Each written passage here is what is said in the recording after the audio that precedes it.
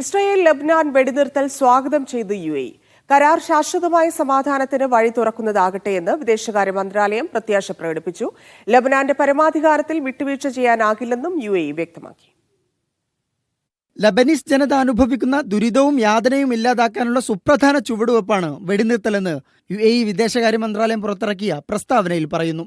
കരാർ സാധ്യമാക്കാൻ പ്രയത്നിച്ച US-ന്റെ ശ്രമങ്ങളെ അഭിനന്ദിക്കുന്നു. ശാശ്വതമായ വെടിനിർത്തലാണ് വേണ്ടതെന്നും UAE ആവശ്യപ്പെട്ടു.